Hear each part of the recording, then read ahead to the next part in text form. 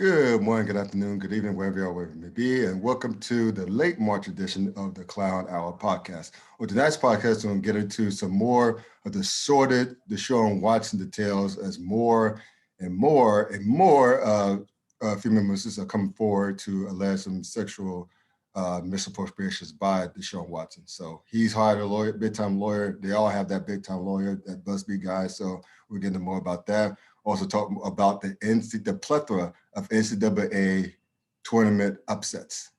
And if it wasn't for my Gonzaga pick, my bracket would have been thrown away a long time ago. But we'll get into that. We're also going to get into some introduce a new segment to the show called HBCU Sports, because we've gotten a lot of traction from fans, people in the comments, and of the video for last week. We talked about the insiders and the effect they have on the SWAC and HBCU sports at large.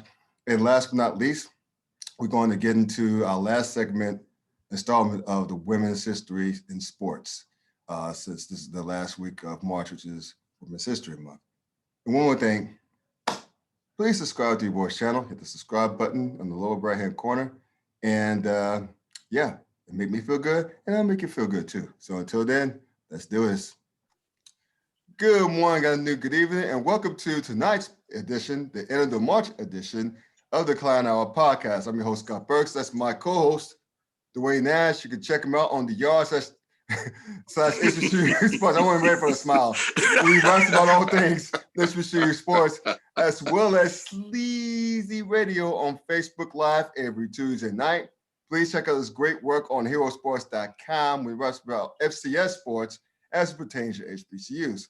As for your boy here, you can check out my sports blog at clowntimes.net. That's clown spelled with a K, that is. And you can search me on Facebook as well. Again, clown spelled with a K. Having a little fun there. Just wave your smartphone, desktop, laptop rather. Just type that Clown Times in the search window. You'll find me there as well. And last but not least, please subscribe. Hit the subscribe button on the lower right-hand corner. We got some great feedback on our last podcast last week. Please keep the comments coming. We love that, and you love that too. And last but not least, get the merch. There you go. Get the merch. CafePress.com. Search for the Clown Time Sports. I have the address, the link in the description after this podcast. You'll find me and my products there as well. So we'll get into it tonight. Little March Madness, might as well start there. Man, I don't know about you, man. If it wasn't for my pick to win it all, spoiler alert, it's Gonzaga. My brackets would be in the trash right now. I only had just three of my Sweet 16 picks: Gonzaga, Baylor, and Arkansas. That's it. And two of my Final Four picks remain Gonzaga and Arkansas. The rest of them are gone. Like I had Purdue in the Final Four for some reason. They lost in the first round by damn near double digits of North Texas. I had Iowa in the Final Four, and they got their asses kicked in the first round and whatnot. But at any rate, the point is, I'm sorry, no, I didn't have. I'm lying to you. I didn't have Purdue in the Final Four. They're in the same region. I had Illinois in the Final Four, but I have three of my Final Four picks ready. Just ready. I have Gonzaga, Florida State, and Arkansas. So just recount this. I miscount. I'm on Yahoo Sports. Now I miscounted it because they have everything jumbled up. So I miscounted. I making a fool of myself here. So anyway, let me recount the three at the top: the West and the South. 4, 5, 6. Okay, 6 out of 16. Still not good, but not nearly as bad. Okay. Yeah. I still have Michigan, Florida State in the East, as well as Alabama. Mm-hmm. And I had no one in the Sweet 16 out of the Midwest. Loyola Chicago beat Illinois. I mean, spanked them by double digits to go to the Sweet 16. Oregon State beat my sleeper pick, or Oklahoma State. And also Syracuse turned into March Madness Syracuse, and take out West Virginia, which is precarious, and they're going to face Houston, which is a good story in and of itself. So if you're doing the counting, and I'm petty, you know how petty I am. If you're doing the counting of this, I only count one Big Ten team. And remember, people talked about throughout the year how great of a conference the Big Ten was. My God. And you couldn't go anywhere without hearing it. No, exactly. And you have just grand total of just one Big Ten team, and that's Michigan, and that's my Juwan Howard pick. I'm a big fan of his, as you know. Big fan of the Fab Five, everyone from the Fab Five. But that's it, man. Yeah. And they were messing around with LSU for a little while before they pulled it out. Exactly. So basically, man, what we have is like an overrated Big Ten conference. You have an equally overrated Big 12 conference outside of Baylor. I think Baylor is the only Big 12 team that made the Sweet 16. And Baylor. Yeah. And so the much maligned ACC, the Conference of Our Youth, got in 2 and could have had 3. So in Florida State and Syracuse. So I say a big ha to that. and props. And how about one more thing? Speaking of how about the Pac-12, man? Got one, like USC, Oregon, UCLA, and Oregon State. 4 teams. Not bad for a much smaller conference. Not freaking bad at all. So let me just get your thoughts on that, because I know you're chomping at the bit with these terrible brackets. First and foremost, I'm going to go ahead and beat my chest like King Kong. Because I actually have 9 out of 16 right. Oh, shoot. With 6 of my final 8 still alive, and 3 of my final 4 still kicking. All right. And I was equally as shocked when I saw that this weekend, because of course the Midwest bracket is the bracket of implosion. Oh, God. And the only team that I have, it's insane, right? And the only team that I have remaining in the Midwest is University of Houston. Wow. So, you know, the fact that I still have them standing, but I don't have them making it to the next round, doesn't necessarily help me much. To your point, I just found it hilarious how everyone has been bragging about the Big Ten Conference and how strong they are, how deep they are, the fact that they got 9 in this tournament, and only 1 is remaining. And I find it equally as hilarious. I'm gonna go ahead and say his name today, because I didn't say his name yesterday on Sleazy Sports. One Jay Billis on Monday morning on ESPN basically said that there was nothing to be concerned about with the Big Ten, even though at that time they still had 3 out of 9 teams remaining in the tournament, only to have 2 more eliminated that Monday. I'm like, wait a minute. So what you're telling me is, if a third of the conferences of that conference that entered the tournament is still remaining, there's nothing to be afraid of. There's nothing to be concerned about. Scott, if you were to put $100 in the bank Friday night, and you wake up Monday to $33, and you didn't spend none of that money, wouldn't you be concerned? I would be at the bank about to wielding the gun, wondering what the hell's going on. Or actually a baseball bat, wondering what the hell happened with my money. Yes. Exactly. Give me my money, man. Yeah. Give me my money. This is a concern, because I only have a third left of what I had coming into this thing. And there was a lot of people talking about how good this entire crop was coming into it. And there were a lot of number 1 seeds and a lot of high seeds that got eliminated out of this tournament. Now, to your point, one, of course, ACC have 2 teams still remaining in Florida State and Syracuse. Not traditional teams. Well, Syracuse is more traditional. Well, Syracuse is more of a Big East tradition, but they're still a basketball power nonetheless. And then Florida State is not necessarily a tradition, but they've been playing good basketball in recent years as their football team is floundering. So, of course, on Sleazy Sports, with Coach being an FSU alum and Lou being a Syracuse alum, I was about to say an SSU alum. My God. But being a Syracuse alum, I've been hearing about it all week long, how great basketball they've been playing.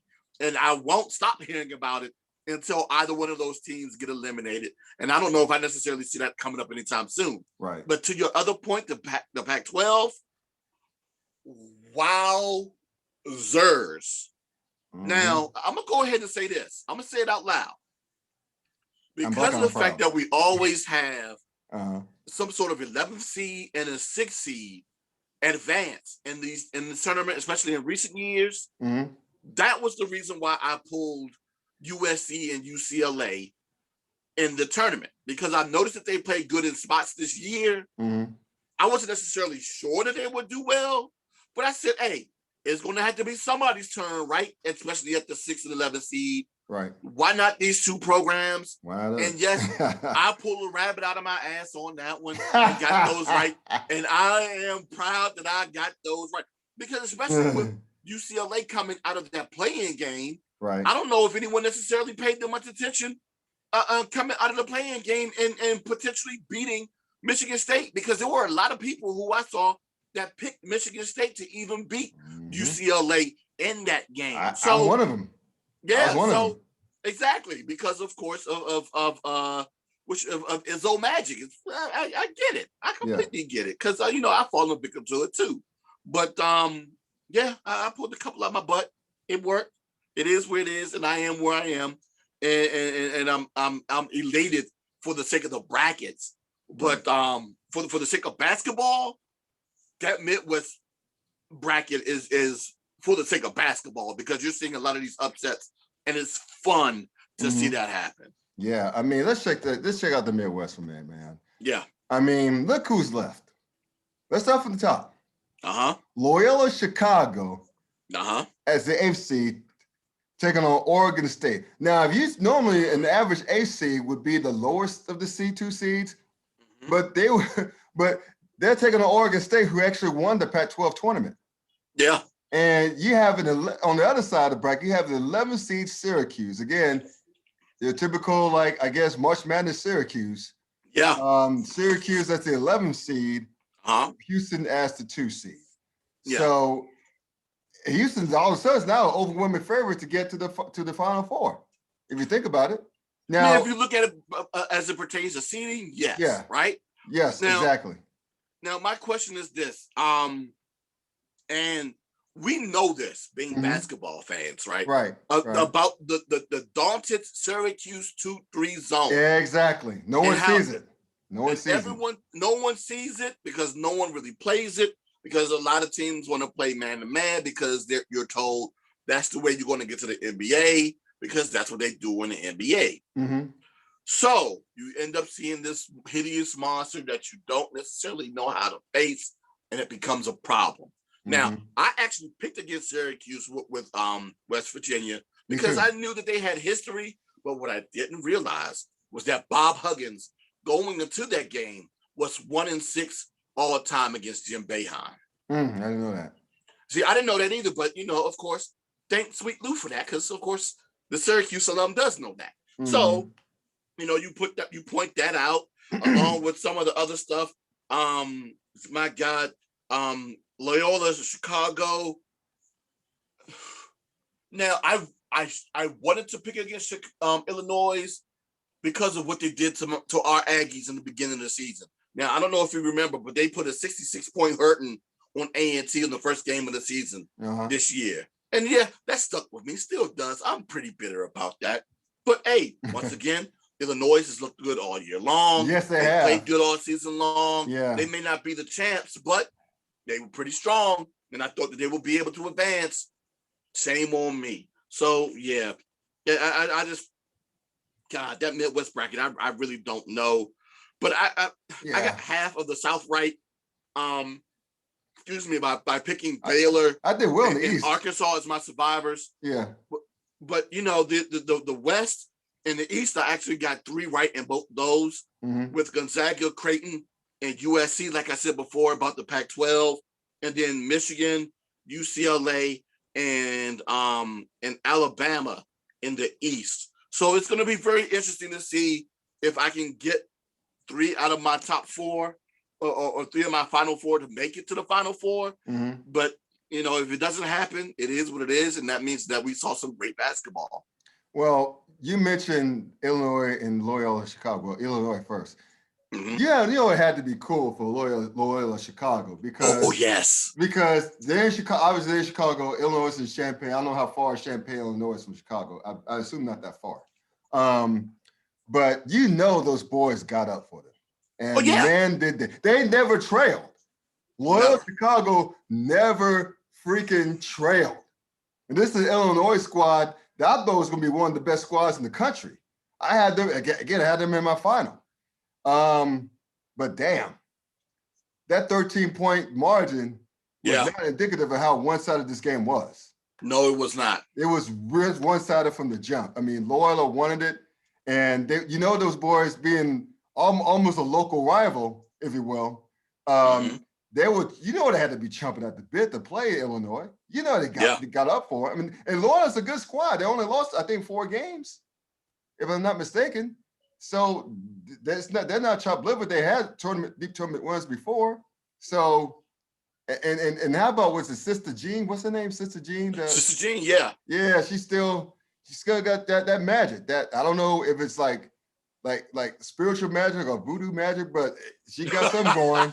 And those boys, God bless them, they're in the Sweet 16. But did you see the tweet from Sister Jean? I heard about it. I didn't really see it. But elaborate on it. So one of the players from Oregon State said something about Sister Jean, you don't want that smoke. Oh, Lord. And Sister Jean responded, I want all the smoke. Yes. My girl, yes. Oh my God. And now watch Loyola come out and beat the dog piss out of Oregon State. If they do, of course that tweet is going to make its rounds because it is hilarious. I want all the smoke. Yes. God love Sister Jean.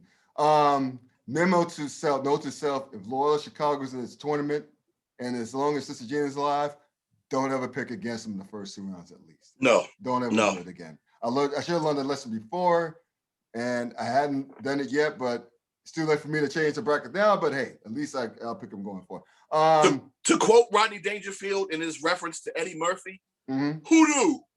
Who knew? Who knew? Who knew? Classic line. But I want to touch upon one last thing here. Okay. Well, 2 last things. We'll get to the final 4 picks in a moment, like in retroactive final 4 picks. This is a COVID year, right? Because this is a strange season, right? For college basketball in general. It's hard to handicap outside of Gonzaga and a couple other squads. It was really hard to handicap the field this year. How about this theory? The reason why you have all these upsets, Loyola Chicago, which is a good team, but Oregon State, March Madness Syracuse, UCLA, so on and so forth. Do you think, Oral Roberts especially, do you think that all these upsets have to do with the fact that there are little to no fans in these stadiums, in these arenas? Because we all know that for underdog, right, if the moment could get to them, let's just be real about it. Some of these kids, the moment could get to them when the crowd gets into it. When they realize, oh shit, we got the top seed on the ropes, but all the crowd is into it from both sides. You got fans of the other squads of the region cheering for you, realizing what's up, and all of a sudden we see this many times. Here comes a run from the higher seed squad to rectify stuff. Sometimes it usually happens. Sometimes we see upsets. They don't happen. See Virginia and University of Maryland. It's University. What was that school? Baltimore County. What was it? Oh, UMBC. Yeah, Baltimore UMBC, County. Yeah. Yeah. The Terriers. So let me just pass that theory to you. Do you think that, because let me just be real about this. I don't think you have Oral Roberts in the Sweet 16. I don't think you probably have Loyola there because they're just good. They're a good squad. I don't think you have UCLA there. Looking at the brackets again, I don't think you would have, I don't think you. I mean, maybe Oregon because Iowa just slow. They're good, but they're slow. I don't think you have.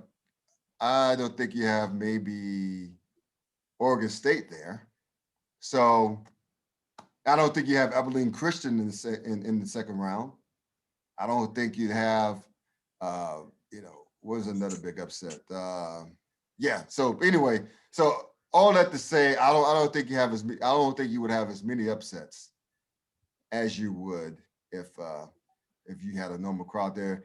And I really don't think you have North Texas there as well. So what were your thoughts on that? Do you think that the lack of crowd size, lack of a crowd or a small crowd size have anything to do with the fact that those lower seed teams could play freely? Because we see some similar in the NBA bubble too. So what are your thoughts on that? Maybe I'm bucking up the wrong tree here. Maybe not. It's something I never thought about. There could be some validity to that, but the thing that I did that I have been paying a lot of attention to, especially throughout the season, is that a lot of these veteran teams have been the ones that have been playing well in these situations because they've played together longer. And these programs that have a lot of freshmen and sophomores that haven't had a lot of time to practice with one another, especially due to COVID, and then didn't get those earlier out of conference opponents to learn how to beat up on one another before they played within conference. They didn't have those, so they didn't get off to a fast enough start. Right. And in most cases, they stalled because they couldn't get off to a fast start. I think that matter of fact, I know that has a huge role into it. And that's been one of the things that's been shortening the gap in terms of the level of talent and the talent of play in the NCAA men's basketball, or especially in recent years, because we've known and seen a lot of these blue blood programs and these stronger programs, they end up getting these young, talented players that stick around for a year or two that end up jetting. But because they have the time to practice, because they have those OOC games to learn how to fuse and play within a system, they're able to get out, learn how to play with one another quicker and play better in a shorter period of time. Whereas, unfortunately, due to COVID, they didn't get that time, and it took a lot of those teams see Georgetown at the time for them to go ahead and fuse and get together. But if you look at a lot of these teams, man, they're teams that have a lot of juniors and seniors on it, on these smaller programs. Loyal and Chicago. They've been playing, Loyal Chicago, all of those smaller programs. Hey, those dudes ain't leaving in a year or two.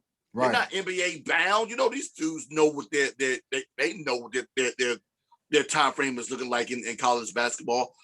They know that they're going to be there 4 years plus, right? Maybe 5. They get a redshirt year. So they're going to stay there. They're going to play. They're going to win a conference championship, make a tournament, and hopefully they can get an upset. And that's exactly what this year is. It's been that year for them to go ahead and take advantage of a situation.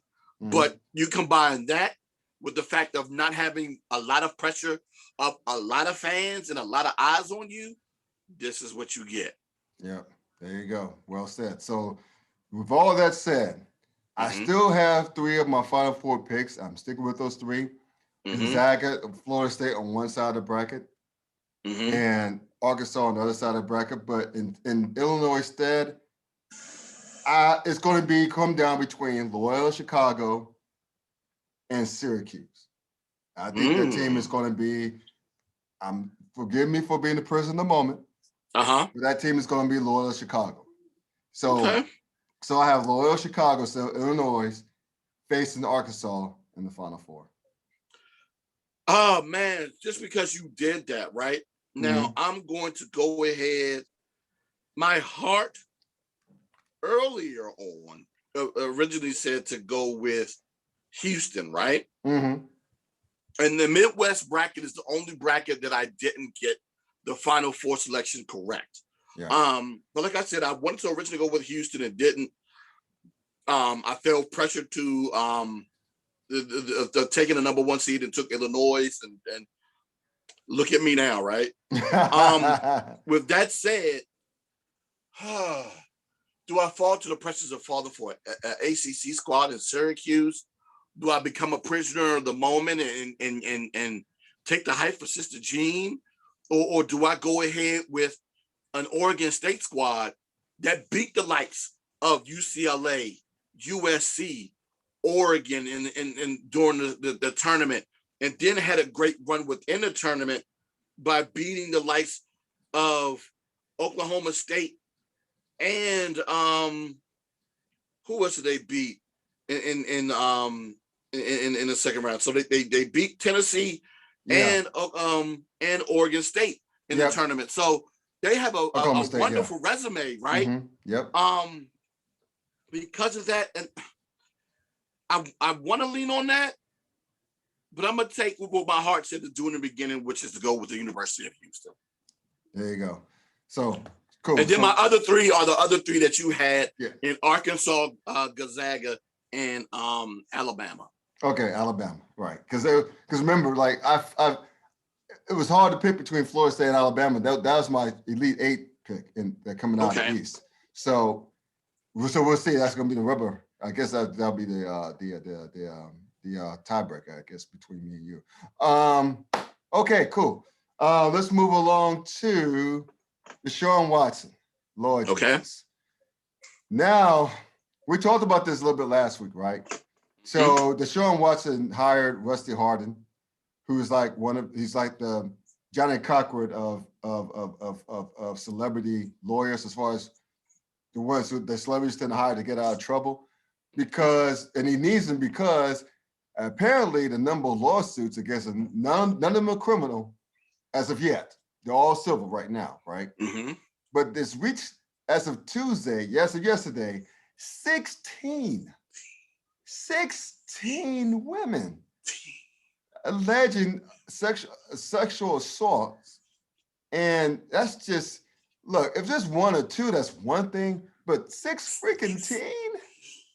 And this is a guy who's done so much in the Deshaun Watson community. You know, he seems to be a good young man with his teammates. He seems very humble. Yeah. But goddamn, man, your judgment, man, he's thinking with the wrong head. Thinking with the wrong head. You know what I'm saying? I mean, having like allegedly flying women, meeting these women on Instagram, flying them in and having them do it at a hotel. Those are 2 red flags right there. Come meeting off of Instagram and meeting them at a hotel. Now, one of the women apparently had it was like a mutual understanding between the 2 of them, and she lied about it. So that's one out of 16. But the fact of the matter is, age shouldn't denigrate the other 15 women, because there's a reason why a lot of women do not come forward when they're the victims of sexual assault. Of course, the reason, because they'll become the ones that would be bastardized, if you will. Yeah. And the alleged predator would become the victim. You know, so I don't want to use that one faulty behavior by that one young lady to taint the other 15. But keep in mind, they're also represented by a Houston lawyer, Tony Busby, who is to say, for lack of a better term, a sensationalist lawyer, if you know anything about him. And you can Google his name. He's all over the internet, so you could just see for yourself there. So I don't know what to say now. I mean, even if it's just saying, for the sake of argument, that all 16 of these women were up to no good. It still doesn't paint Deshaun in the good light, because if anything, he let the judgment that allowed himself to be put in such a terrible situation like this. I mean, he needs to keep in mind who he is. He's Deshaun freaking Watson. He's a professional quarterback. He's one of the best quarterbacks in the NFL. He can't do shit like this. He just pick one masseuse, professional masseuse, and just establish, you know, a list of things that will and will not take place, because, you know, a lot of professional athletes have their own masseuse. Like LeBron has his own masseuse. The great ones have their own masseuse, but it's nothing like this. Not with 16 different masseuses. Really, bro? Come on. Well, let's be real. right? So first and foremost, I understand that he has a wonderful image based upon what he does in the community, as in the community and as an athlete. Mm-hmm. But that doesn't make him above doing stuff, right? And I'm just going to leave it at the term stuff, right? But this also falls into the same category, believe it or not, as in the decisions that one Dwayne Haskins made. It's just that Dwayne was making these decisions during the season, right? It's not to say that Deshaun wasn't making these decisions during the season. It's just it's a different type of egregious, right? But it's still a bad decision nonetheless. And that's the one thing you really don't want your quarterback is to be known for, is making bad decisions, even though he's impeccable in terms of the decisions that he makes on the field, right? Right. But we're not talking about on the field stuff. We're talking about off the field stuff. And I understand. I mean, I'm a man. I'm not going to sit here and lie to you. I'm a man. I understand. I'm 40. Yeah, I'm a man. I'm 45. I understand the want and the desire to be around different women and to be with different women, especially when you're young and you got a lot of money. Right. But when you're in that type of situation and you're making that type of money, you can't put yourself in harm's way like that. And to your point, yes, what he should have done was gotten a professional masseuse to handle that situation. Right. Dude, that just lets me know that once again, you're thinking with the wrong head and you put yourself in this situation. Now, I don't necessarily want to get into too much detail about what's happening outside because I don't know all of the details, other than the fact that 16, that's a lot. Yeah. If you have 16 to anything, that's a whole that's a lot. Yeah. You got 16 French fries. That means more than 16 French fries in a pack of a small pack. That means your ass about to get fat too. Yeah. Exactly. Yeah, but you still have like a half a thing of small fries. It's still a lot of fries, right? Right. But I digress. My God, my concern is how is this going to affect him as it pertains to his playing career? Right. Because we know he wants to be traded out of Houston. Yeah. With this case lingering, no matter how it's handled now, well, at least for the next year or two, he's not getting out of Houston. He's going to be in Houston. You think so? You think he'll stay in Houston? Who's going to trade for him? You know what? I'll say this. If you're a quarterback needy squad, and that's a good point. You made a good point. I will say this. If you are someone like the Jets, San Francisco, who needs a quarterback upgrade, they're probably not going to give two damns about what if a suspension is coming, they're like, look, we'll be glad to eat the 4, 6, or 8 game suspension. Yeah, it may come down because we know we have this quarterback for at least the next 5 years. And if we continue to build around, if anything, I think his value has gone down. Oh, most definitely it's gone down. Jets is not going to get all those first-round draft picks anymore. No, going to go. It's going to go down, and it's going to go down. To quote the late great Al Davis, "Go down hard." Okay? Yeah. So I think if the Panthers, who are in play for Deshaun Watson, and that's almost home for him. He played at Clemson. Yes, sir. I think that they're going to take away one of those first-round picks in the player. I don't think Christian McCaffrey will be in the package anymore. I don't think they're going to include another first-round draft pick in the package anymore. This value is going down because no one would. To your point, no one would want that. They would be more tepid in the desire to get him. But I still think other teams could use that to their advantage. They could, but it has to be an organization that'll be willing to take that PR hit. Because they're going to take one. Oh, yeah. Like, oh, my God. Oh, hell yeah, they'll take one. Willing to risk this situation to deal with a guy who's dealing with 16 counts of blah, blah, blah.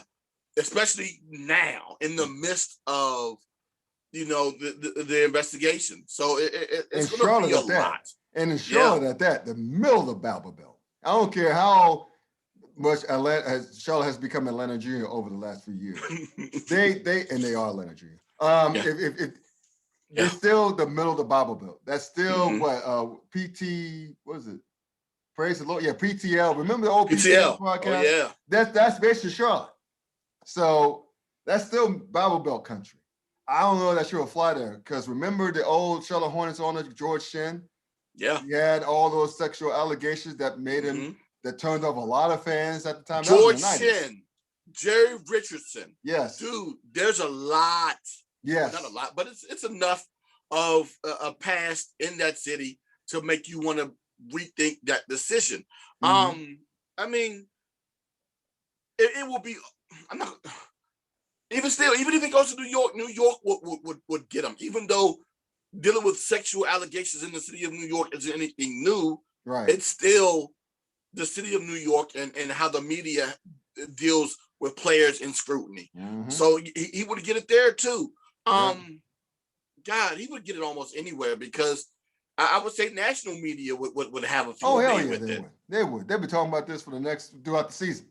Yeah, especially if he gets suspended. Yeah. So, oh my God, why would a team? Like I said before, oh my God, why would a team be willing to get involved in a situation when he's dealing with this case right now? And I agree. I agree, but I also look at it from the team standpoint as and this will be the time to strike because his value is plummeting right now. So let me ask you this. Let's close a segment on this. We've talked about this ad nauseum about what we think is going to happen with Deshaun Watson. The draft is coming up next month. If any move, we all been saying this. If any moves to be, if there's a move to be made, if it ain't before the draft, it's not going anywhere. It's not going anywhere because Houston has no first nor second round picks. So if it ain't going to be the draft, he's staying. He's going to have to sit out the year if he really wants to get out of Dodge. So let me ask you this. For the umpteenth thousand time, do you think with all these allegations coming to light, all 16 different women, the sordid details about Deshaun Watson's alleged naughty behavior, let's say it that way, let's be nice about it. Do you think he stays in Houston or you think he's still out of Houston before the season? Well, I think both teams get what they want because if not trading him is what Houston wants, that's going to happen. Right. And if not playing this year is what Deshaun wants, dude, you're about to get that too because that's the suspension is coming. Yeah. It's coming. It's coming. It's just it depends upon how many games it's going to be. If it's going to be 2, 4, or 8. So I think if I hate to say it like this, since he's a first-time offender, not a repeat offender like Ben Roethlisberger was, where he got his 6 games reduced to 4. I think Deshaun gets 4 and it gets reduced to 2. Probably. He's going to get suspended. Probably. He's going to get suspended. Yeah. So I've seen people get suspended for a lot less. He's going to get suspended. Oh, yeah. So we have to see what happens. I think, again, I can't see how Houston would have a tenable season by keeping Deshaun around when everyone in the mom knows he wants the hell out, especially for all this coming out. Something tells me that Houston, the team itself, had a lot to do with leaking this. There's some people that believe that, right? But I was thinking, how would that be a benefit to them? Right. Because it lowers his price. Yeah, but maybe, again, this is the Houston Texans. This is they're dysfunctional personified. Maybe they were thinking we could smear him on the way out, but not realize they're going to drop down his trade value because teams, as you astutely pointed out, are going to be tepid in their desires now. It's okay, you know what? We're not so sure about this.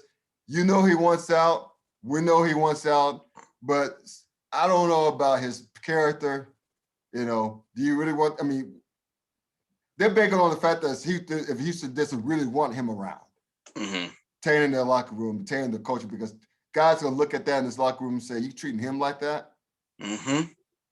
Good luck getting free agents to come there. Yeah, I'd like to go there. So I still think he's gone. I just think it's going to be for a lot less that Houston will get back. I mean, you never get equal value for a guy in his prime like that. No. Who's 24, 25 years old. So 26. But I think he's still going. I still think he's either a Panther or a 49er by the time the draft rolls around. Okay. That's why I think, and I'm sticking with it. So anyway, let's move right along there. I love saying that. Okay, boys and girls, we noticed something about the comments last week, and thank you again for your comments. Could pertain what we said about Jackson State and one Deion Sanders last week. And it got so much traction and so much interaction with some of the users, both of us did, to the point where we decided that every show going forward, including that show, we're going to have an HBCU Sports segment to talk about what's going on, which pertains to college football, college basketball, track and field, because North Carolina A&T, where we both have degrees from, is the world champs or the world champs, and I think the 4x1 or 4x4. 4x4. 4x4, right. So we did the damn thing. So basically, we're going to touch upon some stuff tonight in this segment. It's not going to be but so long, but we're going to educate you. We're going to bring out what to tell these stories that really do not get told. And for those of us who went to HBCUs, who graduate from HBCUs, hold whether it's bachelor's degrees, masters or PhDs, we're going to bring out that flavor to y'all so that you won't be searching, wondering who's talking about this stuff, and hear from points of views of guys who not only went to those schools and have degrees in those schools, but my guy over here, I'm going like this because they all know how Zoom projects things, who's very close to it and covers it. As I always say, HBCU Sports, raps about all things HBCU Sports. So we're going to kick off this segment here, and we're going to talk about the shiniest toy in the room, like we talked about last week. That's one, Deion Sanders and the Jackson State Tigers. Now, we all saw last week what happened to him. They lost to Alabama State, which was a damn good game. It was very entertaining, but they ended up falling short 35-28.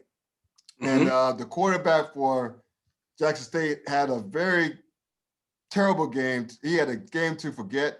He's completed less than 50% of his passes. He threw some picks. And I think to make things worse, I think Jackson State had the kickoff return for a touchdown called back from a penalty. I think late in the second half. So, which would have sent the game to overtime, which actually would have given them, would have given them the lead or would have tied the game. I think would have tied the game at the time. But anyway, what I'm trying to say is that Alabama State got them and they played well. Yeah. And so one thing that I think the two of us, Dwayne and I, are going to talk more about is the aftermath. Deion, Coach Prime, said some things that I wish he hadn't said, but he came off as a sore loser. But I will let Dwayne take this because, again, he covers this for a living on the side. So, D, please bless the listeners of what the hell this man, as you call him, this Bama said after his team lost to Alabama State. Oh my God. I mean, like you said before, the game was wonderful. It was a great game, but especially in late in the fourth quarter. I will say this, the officials did do whatever they could to keep Jackson State in that game with a lot of questionable calls, especially in that final drive. And you talked about Jacoby Jones and his play. There was a questionable in terms of intelligence of him celebrating when he scored to tie the game up at 28 late in the fourth quarter, when he did a finger roll into the goalpost, and there was an unsportsmanlike conduct, excessive celebration called. And the question that I wish I would have gotten the answer for, especially directed towards Coach Ely over at Alabama State, was what was his thought process, after that penalty? Because I don't know if you heard the commentary or not, but Jay Walker pointed out something that for those of us who've been watching Jackson State this year, know that their place kicker has been having issues this year kicking extra points, and ASU had the ability to. I think we lost him. I think he's so deep in thought that. So there was questions on whether or not they should have taken the penalty on the kickoff, but do-it-all running back Ezra Gray returned the ball to the 50, thus shortening the field, and all they had to do was get a couple of yards to get within field goal range. Right. But that's not what Alabama State was thinking. They was thinking 6, and 2 plays later, they got 6 from Ezra Gray, who ran the ball for a touchdown of 50 yards. Right. Thus sealing the game for Alabama State. Now, after that game, of course, one thing that Deion should have understood, that he was going to be a target. This dude was a target since his hiring. Yes. I'm not going to say the player's name right now.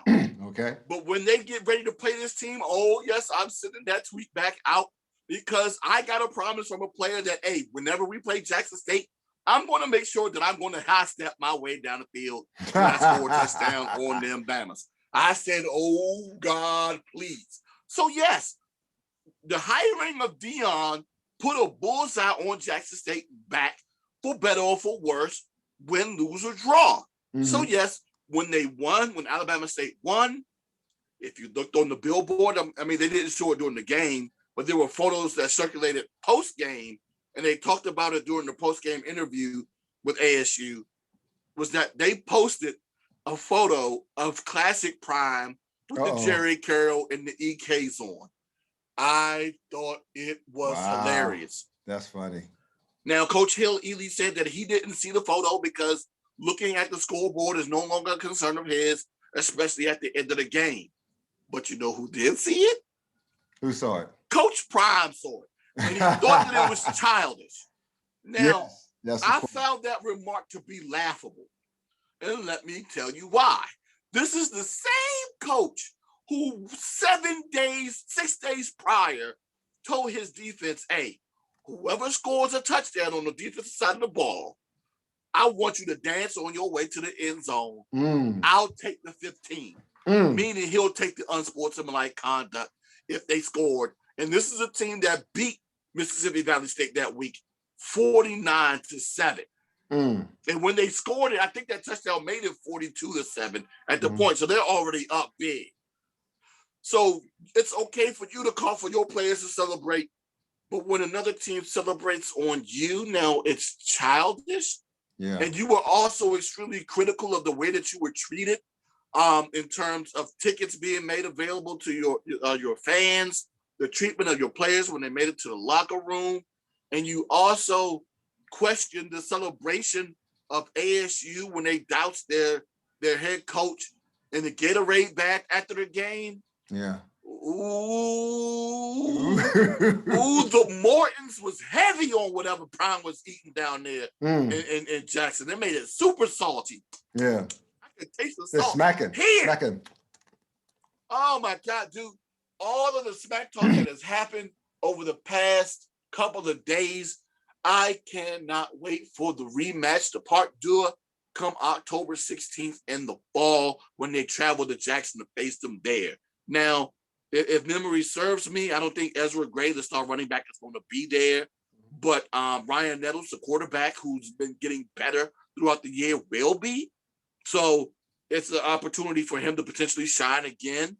But Jackson State will be getting addition of players, of transfers, and new signees there, which made up the top HBCU recruiting class of this past February. So it's going to be very interesting to see how that team looks up against Alabama State come the fall. But the smack talk that has been going on between these two programs over the past couple of days has been highly entertaining.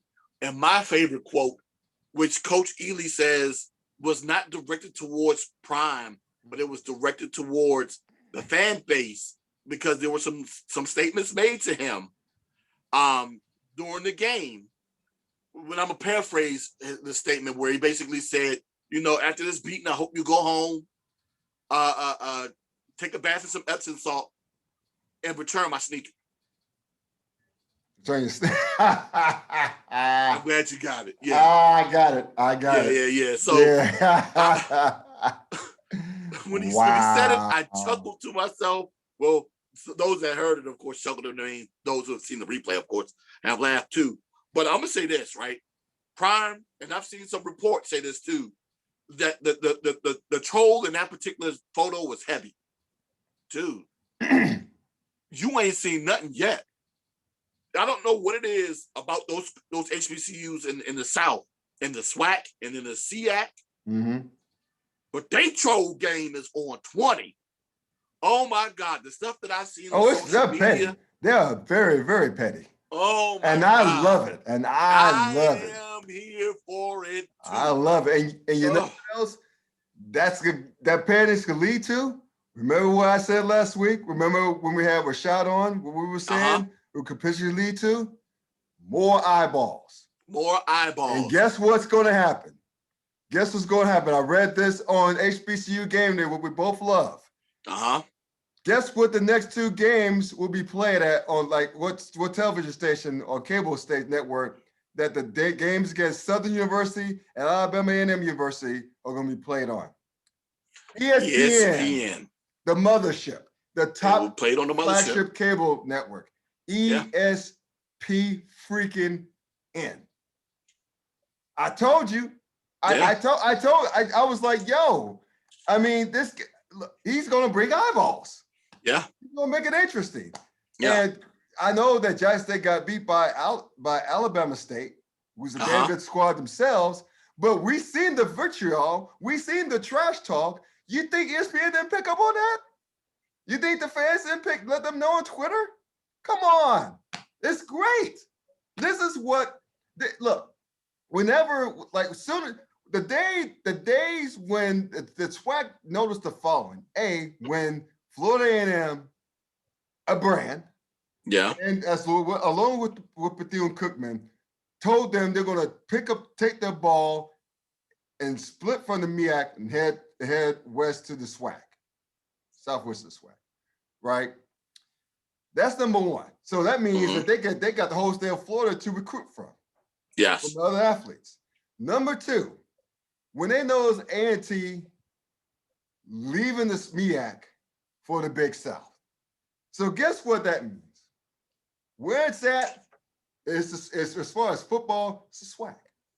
It's opened the door wide. It opened it wide ass open. So you got, so between A&T, who's beaten y'all squads the last how many times in the Celebration Bowl? 4 or 5 years? And now you not only do you have A&T leaving the MEAC, not only do you have, FAMU and Bethune leaving the MEAC to come to your crib. You have the whole state of Florida to yourselves now to go along with Alabama, to go along with Mississippi, to go along with South Texas, and part of Arkansas. Is that you don't have to continue to do the MEAC anymore. They have only 6 teams. They play football. And who knows if they're going to stick around? Who knows if Central's going to stick around? Who knows if Howard's going to stick around? Who knows if Norfolk State's going to stick around? It's wide open. It's open. Wide open. It's it's open wide for the SWAC. So do you not think ESPN knows that? Do you not think those executives know that? They got the shiny toy. If they don't know, they're learning now. They're learning now. And they're seeing the vitriol from Alabama State. God bless them. They earned the right to talk all the shit in the world because they beat them. They beat Coach Prime and trolled them on social media. And Prime's going back and forth with them. And they play again in the fall. This is great. If you're the SWAC, you're loving this. You're loving this. And now ESPN took notice for real. The last 2 games of Coach Brown were on ESPN2, which I thought was great to begin with. They're going to be on ES motherfucking PN. Yeah. The next 2 weeks. Yeah. Think about that. And what the first game they're going to play on ESPN is against a national brand in Southern. You can't tell me the SWAC ain't loving this. the brand, a known There's no way you brand can't tell me that I'm against a loving this. shiny new toy and Coach Prime, Deion Sanders. I'll say this though, right? Mhm. Right. And I know this is what got me in trouble last week with the JSU fans. Oh, keep it going. Keep And it going because you're not going to talk care. shit now. Uh-huh. Yeah, I know. I don't care, and I'm gonna say it again, right? Because I noticed one thing. First and foremost, what I said, they never pointed out that I said a lie. Right. That's the thing. That's the thing I'm more so worried about. Right. Did I lie about what I said? Right. You know, oh my God, he hating. But did I lie? Right. No, I didn't lie. Stutter? No, I didn't stutter. No, I didn't stutter. I didn't lie. Right. And I'm not going to lie here. So I'll say it again. Say a lot for the guys in the back. Yes. Yeah. For the people in the back, right? Right. Who are going to call me a hater again? I want you to do me a favor, right? This week on ESPN schedule, check out and see what they got going on from 2 to 6 or 2 to 8 on both ESPN and ESPN2, right? Right. I'm gonna go ahead and give you a hint. Not much. Same thing about, you know, those other weeks in which Jackson State is not playing on a Saturday, right? Right. Not much. So it behooves ESPN to put something that they know is going to garner attention up on those times of Saturday, the Saturday afternoon. So yes, this is helping them out because they don't have anything else to air. Right. I mean, NCAA basketball, both men's and women's, is on the CBS group of networks of CBS, TNT, True TV, and you know, and whatever that other network is. I can't remember what the 4 are, but it is what it is. That's what they are. Right. And of course, they also have the women's basketball tournament. But of course, we're at the Sweet 16, Elite 8, so that's not going to be happening every weekend either. Right. So they have room to put it there.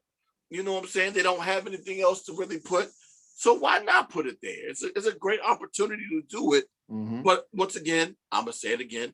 Take advantage of the situation. Enjoy the shine. Because the decision is going to have to be made in the fall. I don't know necessarily this is going to happen again. Matter of fact, I don't know necessarily this is going to happen again in the fall. Because ESPN might have a change of heart and have a rotation where they end up including HBCU football every now and again. But it won't be as much because, of course, they also already have deals with other conferences, larger FBS conferences, which are going to trump the SWAC and the MEAC. Let's be realistic about that. Correct. Yeah. The thing is what plan of action will the SWAC have come the fall to continue to have eyes on them? And that's another plan, another discussion that I have for another time. But for right now, enjoy it.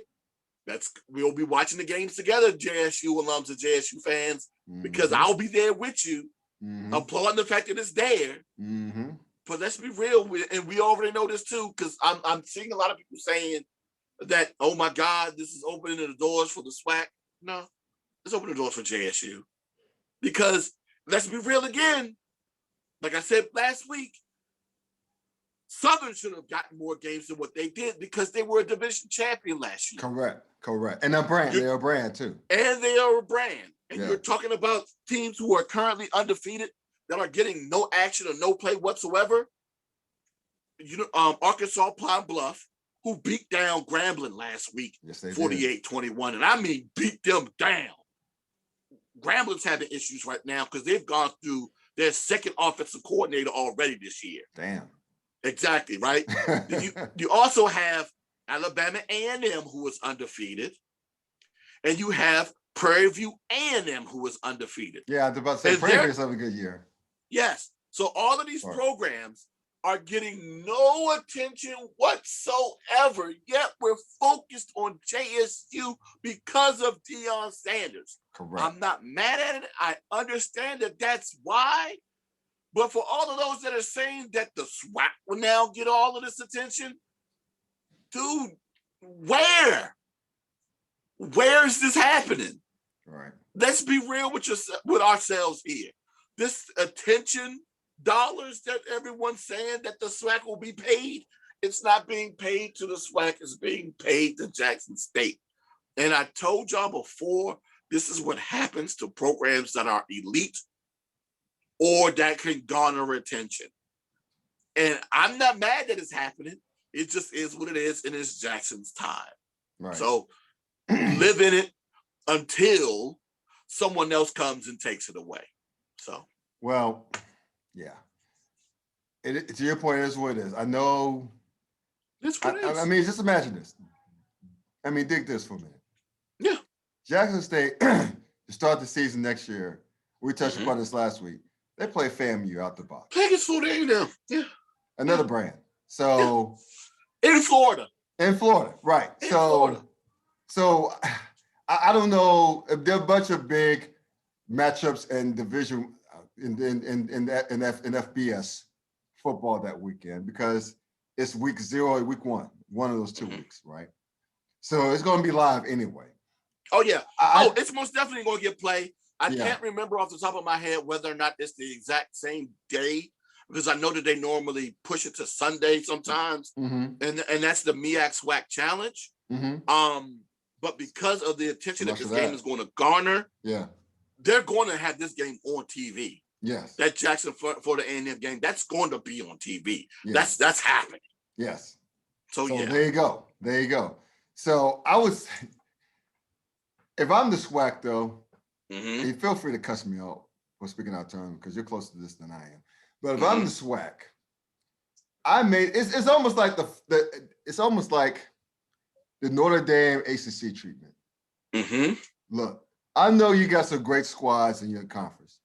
I know if you're ACC, I know you got Clemson. I know Miami, Florida State are brands. But it's all about Notre Dame. If you got Notre Dame in the fold, if they ever got the day where they got Notre Dame in the fold, like they did this past season when it was a COVID-shortened year, that 1 year of Notre Dame as a full-fledged member drew a lot more eyeballs television-wise to the ACC. And it wasn't even close. And that's for years. The prior years of Clemson winning the national championship or playing for the national championship. The ACC garnered more eyeballs in football on their networks because Notre Dame was a full-fledged member for one season. So to extrapolate that to the SWAC, my advice to you, listen to this. I know it sucks. I know it sucks if you're Southern. I know if you sucks if you're Grambling. I know it sucks if you're FAMU. I know it sucks if you're Alcorn State, rather. You guys been there. You guys been around. You guys been successful for longer periods of time than Jackson State. However, if you want the gold, if you want the shine, you got to realize, and you said earlier, team, it cycles. It's Jackson State's world. It's Coach Prime's world. And y'all just going to have, the rest of y'all just going to have to live in it for a while. It just is what it is. It just is.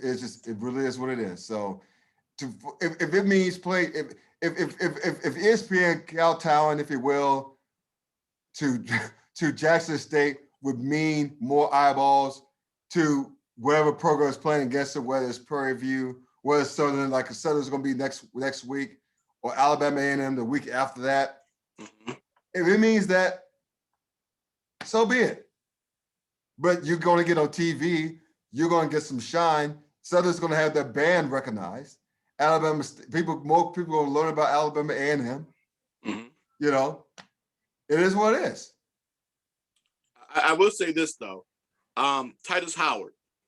Yes. Offensive lineman for the Houston Texans, who was actually at the game on Saturday, tweeted out, and once again, I'm paraphrasing, you know, if anything, the eyes already been on us. Because if you look at the amount of guys that Alabama State has gotten into the league versus Jackson State within the recent years, Alabama State has gotten more into the league than they have. Good. So it's kind of ballsy for Titus to make that claim, but he's kind of right. But at the same time, dude, we know all eyes on Jackson State because of Prime. We know that. And I'm not taking anything away from them because of it. And it will be again like that next year. But to my point earlier, the Orange Blossom Classic between Jackson State and Florida A&M will be played that first weekend of September. Okay. And the MEAC SWAC Challenge will be the week before. Okay. So if anything, my guess is that the HBCU Hall of Fame game that they normally have in Canton will probably be that Saturday, which that they normally air on NFL Network. So if that's going to be the case, and the NFL doesn't have a game that Sunday on the 5th, you think that might be it? Tupac, all eyes on me. There won't be a college football game that Sunday. Right. It won't be. And I don't think the NFL is going to start that first week, which I think is going to be Labor Day weekend. Right.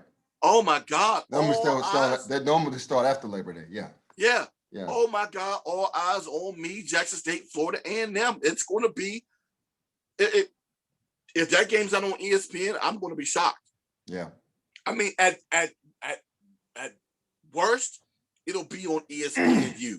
There's nowhere in the world that they're not going to allow that game to get on ESPN3. There's no way. Oh no, I'd be shocked. I would be shocked if they let that get away.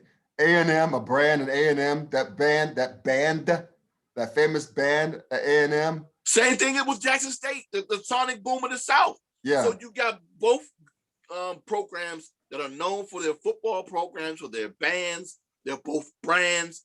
You got Deion Sanders. You got my man Willie Simmons down in Florida A&M. It's going to be a game to be aired and welcoming Florida A&M to the SWAC. It's just, dude, once again, like I said before, you don't have anything else. Why not? Why not? This is gold for ESPN, dude. And they know it. Yes. I mean, they haven't decided, according to the website right now, they haven't decided what time they're going to end up playing that game on Sunday, but it's probably going to be a nice prime time situation where it's going to be either 4, 5, or 6 o'clock on a Sunday, so then they can go ahead and get it in. But yeah, it's going to be televised, and the thing is, and I don't want to get too much into it because I still would like to write something about this. That means I need to hurry up and get it done. The thing is, the SWAC is going to have to understand how to take advantage of exposure for the entire conference and not just focus on 1 or 2 or getting all of their games played on TV, because all of the games being played on TV is not a reality. Right. It's not. Right. Because no one else does it in college football. No one in the Power 5. No one in the Power 5 does it. Games get televised. Yeah. Right. So, I mean, everyone else is on the digital network. That's something that the SWAC needs to focus on and figure out ways to monetize this. Because the number one question I have to ask is, with all of this attention that they're getting, how much money are they getting for this? Right. I don't know if they're necessarily receiving any financial ramifications for it. And I hope I will be asking. And if they're not, what does it matter that you're getting on TV? Because the number one thing that you really need is money. That's right. At the end of the day, you need the money. Yep. You're not going to be able to pay no bills with exposure bucks. Don't care who you are. Right. But yes, good point. Congratulations for the attention that you're receiving. Congratulations to Alabama State for the win that they got. Congratulations for the troll job that they received. And my God, JSU, get ready for whoever y'all got coming up. And God, it's bad that it's escaping me already. This hat band over the top of my forehead has gotten me to forget who's playing this weekend. But it's a game that's going to be once again on ESPN3, and I'm like, it is what it is. This is another sign that the SWAC isn't getting the attention. It's Jackson State. Right. It is what it is, dude. But before we move on, yes, sir. Shout out to the 2 HBCU programs that actually got wins in the NCAA tournament in Texas Southern and Norfolk State. Because when we were talking, I think at the time Norfolk State had just won, and Texas Southern was in the process of playing. Right. So we never got a chance to honor them and shout them out. And of course, shout out to Jackson State and North Carolina A&T for making it to the women's tournament. They had a tough time, unfortunately, in the first round. Yeah. But they still made it to the tournament as conference champs. Right. So congratulations to them. Right. There you go. It sucks that A&T has to play NC State in the first round. They played for NC State. They looked good in the first quarter, and then second quarter came around. Yeah. Yeah, it is what it is. Well, that's a great first HBCU Sports segment. Again, we're going to have this every week. So be prepared to be educated and infotained. And be ready to take the real. There you go. I don't care if you call Jackson me State a hater. fans. I don't care if you call me a hater. The one thing you're not going to call me is a liar. There you go. So I don't care. Hate. I eat hate like biscuits. I eat hate like biscuits. That's what this gut's all about, baby. I eat hate like biscuits. Biscuitville biscuits. Biscuitville biscuits. Remember, Biscuitville biscuits. Hey, that's another thing we talked about. I'm going to need you to go ahead and educate my sleazy sports brethren on Biscuitville. They don't know about it, even though we did talk about it a little bit last week. Look. I'll just make this very quick because I'm going down south to see my mother. Mm-hmm. And so whenever we go down south, I get at least one stop at Biscuitville. And if you don't know about Biscuitville, do two things. Either take a trip to the south, to North and South or South Carolina and Virginia. Mm-hmm. Yeah. If you can't do that, Google. You'll be glad you did. And once you Google, you're probably going to want to take your ass down to the road trip down to the south because it's well worth the trip. Yeah. And I'll just leave it at that. Just know that I'll be back with a couple of chicken and egg biscuits, maybe a steak and egg biscuit. And I'll be licking my fingers, and just chilling. So Biscuitville send us a check. Yes, damn it. We want our check. We want our check and biscuits. Also biscuits. Either or. Send us either or. All right. So So anyway, we're gonna, before we get to our random shit segment, this being the last full week of Women's History Month, I thought it was cool. I enjoyed doing this.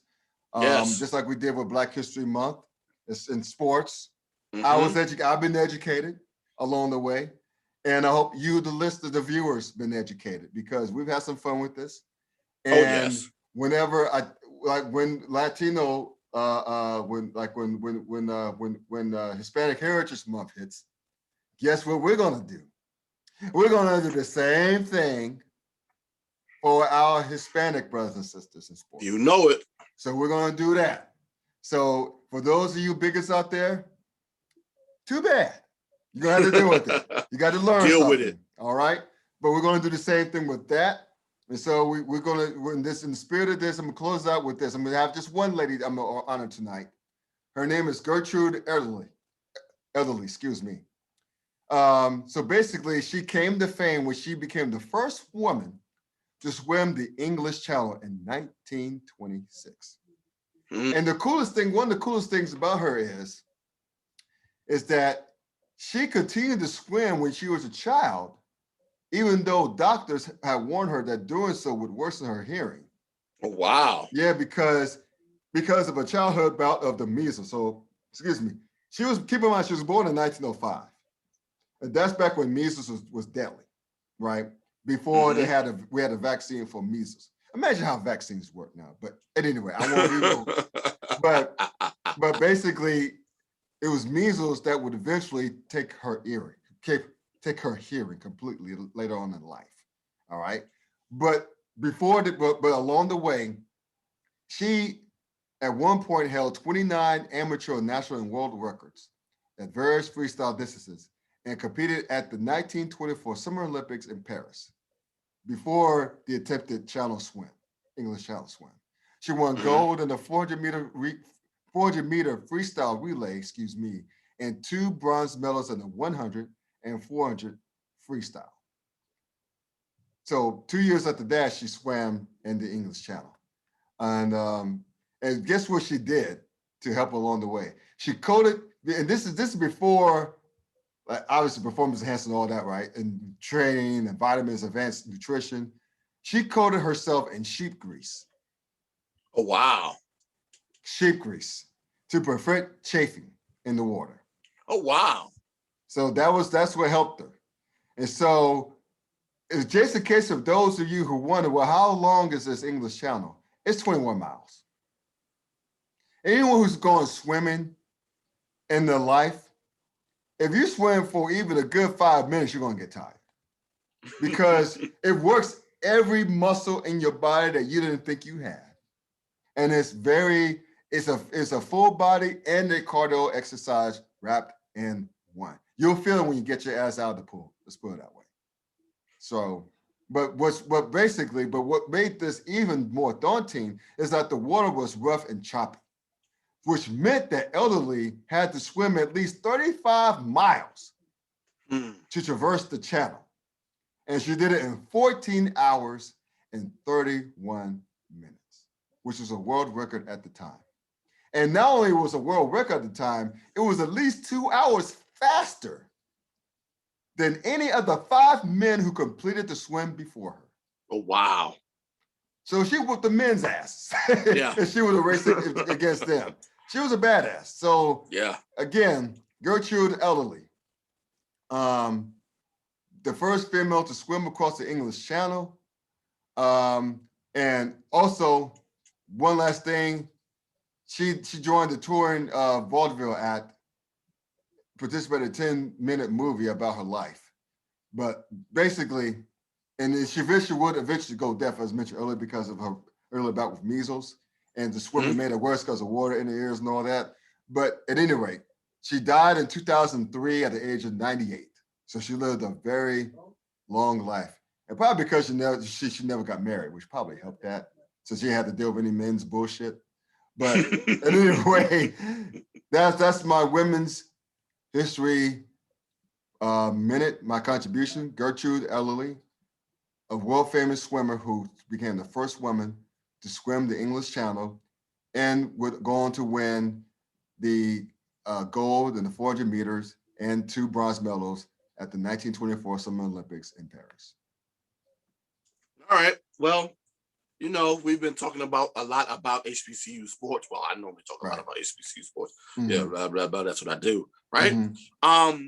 And we've also talked a lot about football and basketball, of course, because they're huge revenue generators. But, occasionally I'll love to touch on sports that are not necessarily the revenue generating sports. We've talked about track and field often on this show, but I'm going to go ahead and talk about another sport, all women's sport in most cases. And I'm going to highlight, and it will be bowling.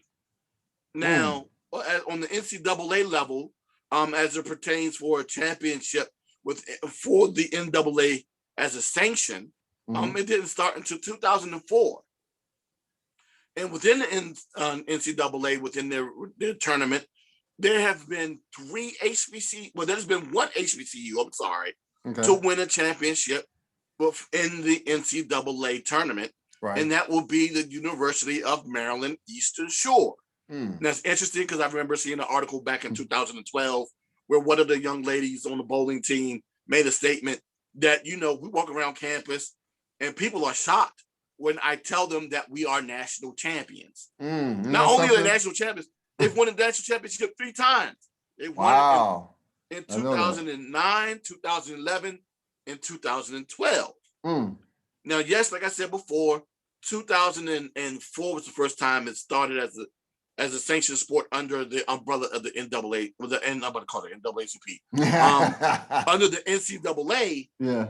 But it's been going on since 1975 under the sanction of the Intercollegiate Team Championships bowling, where they've been winning championships, like I said, since 1975, so the past 45 years. And during that point in time, there have been 2 HBCUs that have won national championships there. Right. Once again, the University of Maryland Eastern Shore that won a title in 2011 and 2013, and in 2015, North Carolina A&T, the current MEAC champion, won a championship in the ITC. And I brought up women's bowling because, like I said before, we like to bring shine on programs that are doing well, especially doing well nationally. What a lot of people don't know is that there are 2 HBCUs currently ranked in the top 10 in the National 10-Pin Bowling Association, which is the sanctioned voters for the NCAA bowling. And of course, North Carolina A&T is currently ranked 3rd in the nation. Delaware State is currently ranked 9th in the nation. So 8th in the nation. So you got 2 teams currently in the top 10 ranked nationally in HBCUs. And you have another 4, if memory serves me correctly. It's Prairie View. God, I can't remember who the other 3, but there are 4 other schools, which makes it a total of 6 schools ranked in the top 40 for HBCUs in women's bowling. Nice. That's awesome. That's awesome. That's an awesome contribution to this segment. So what a way to go out. So it comes to our random shit segment. Brought to you by absolutely no one. I got a quick shout out for my random shit segment. Go ahead. Did you see what that Bama, our favorite Bama, Draymond Green said? Would he claim to be the best defender in NBA history? Did you catch that? He said it last night. So he said it. The brother said it last night. So never mind the fact you had Akeem Olajuwon, David Robinson, Dennis Rodman, Ben Wallace. Wow. If you're old school, Bobby Jones. Yeah. Sidney Moncrief. Tony Allen. I'm kind of waffling over Prune Bush throwing in there. And so on and so forth. Defenders and the great Bill Russell. Yes. Dave Cowens. John Havlicek. And Clyde, and since I'm a Knicks fan, I should know this. Clyde Frazier, Clyde Frazier. Yeah. It's the best defensive players in NBA history. You can say Kobe Bryant played great defense. You can say Michael Jordan played great defense. Did you say Joe Dumars? I didn't say Joe Dumars. That's another one. Did you say Dennis Rodman? I said Dennis Rodman. Rodman, yeah. I want to make sure. Okay. Yeah. All right. So all I have to say is this. Draymond, you ain't it. You ain't it, bro. You ain't it. You ain't it. Not the best. God, no. I mean, the fact that he disrespected Bobby Jones, who had like, I think 6 or 7 first all-team NBA defensive teams. So let me just check that right quick. He had 8 NBA all-defensive first teams from 1977 to 1984. Meanwhile, my guy, Draymond Green, our guy, he's had how many defensive? He's been on 3 NBA all-defensive first teams. Okay, he's on his way, but 2 all-defensive second teams. You know what? He's been on first teams. How many defensive player of the years has he gotten? 1. Yeah, just 1 so far. Just 1? Okay, just 2017. 2017 had just 1. Meanwhile, I think Olajuwon had at least 2 or 3. Was it Ben Wallace? Ben Wallace has 3, if memory serves. Yeah, Ben Wallace has 3. He has multiple. There are multiple. Matter of fact, doesn't God, I see his little head self. Dwight Howard. This is Dwight Howard got like 2 or 3. He had 2 or 3 of them, yeah. So I got the list right here. Okay. Dikembe Mutombo had 1, 2, 3, 4. Okay. Alonzo Mourning had 2. Ben Wallace had 4. Dwight Howard had 3 straight. Yeah. Kawhi Leonard had 2 straight. Rudy Gobert had 2 straight. Kevin Garnett had just 1. Let's see. Dennis Rodman had 2 straight. I think that's all he has. Okay. Sidney Moncrief had 2 straight. This is since the inception of the award in 1982-83 season. So Sidney Moncrief won the first 2. Okay, so basically you have Sidney Moncrief, Dennis Rodman, Hakeem Olajuwon, Dikembe Mutombo. Hakeem had 2, by the way. Dikembe Mutombo, who I already said had, I think, 4. Alonzo Mourning, Ben Wallace with 4. Dwight Kembe has 1. I didn't realize that. Dwight Howard has 3. Kawhi with 2. Rudy Gobert 2. Draymond is not even a multiple winner of the award. Isn't Mike a multiple time winner? Michael, he won. No, he won it in 87, 88. The year before that was another Michael named Michael Cooper. Mike Cooper. Yeah. I'm surprised. The glove one won as well. Gary Payton in 95, 96. Oh, yeah. But yeah, I mean, dude, he's not even the best of the one-time winners. Exactly. He's not the best of the one-time winners. He's not the best of this current crop of players. Right. How are you the best? And tell me why, does he really think he's better than Ron Artest at defense? No, he's not. But anyway, that's my contribution to random shit segment. Do you have anything to add before he closes? Just a couple of free agency moves that have been going on within the NFL for the past week. A lot of big names going around. I think we may or may not have touched on Trent Williams signing on with the Niners for that huge deal. I still find that laughable. Joe Flacco moving on to the Philadelphia Eagles. I find that laughable as well. Yeah, that's head scratcher. A couple of big names going on to the New York Giants and Adoree Jackson. What's your boy's name? Kyle Rudolph. Yeah. And Kenny Galladay. But the biggest news here in terms of DC, which is going to reverberate around the NFL if it hasn't already, is the fact that Washington football team owner Daniel Snyder has now gained ownership, 100% ownership of the Washington football team, where he bought out the minority owners. Yeah, and the fact that he was capable of getting a loan to do so is mind-boggling to me. And mind you, he's still going through the investigation of a lot of the sexual accusations that have been facing, that him and the organization is facing right now. But yet he is still capable of getting full ownership of this team. Oh my God, I don't know what it necessarily means.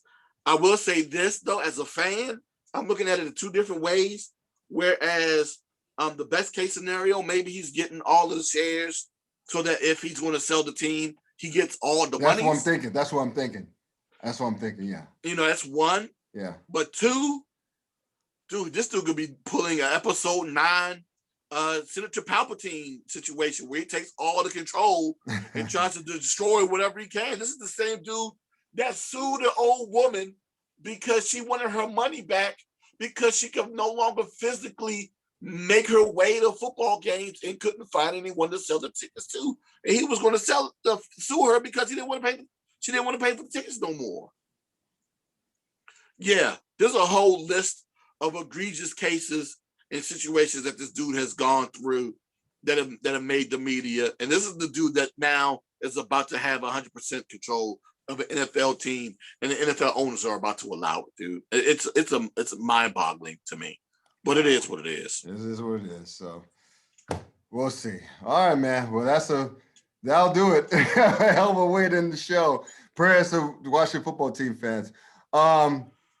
You can catch this gentleman here, who's a fellow member of Washington Football Team Nation, on the Yards of HBCU Sports. We reps about all things. He smiled again. HBCU Sports, as well as you silly. I might be a hater, but I ain't no liar. There you go. That's a good timeline. I may be a hater, but I ain't a liar. You need to trademark that shit quick, fast, in a hurry.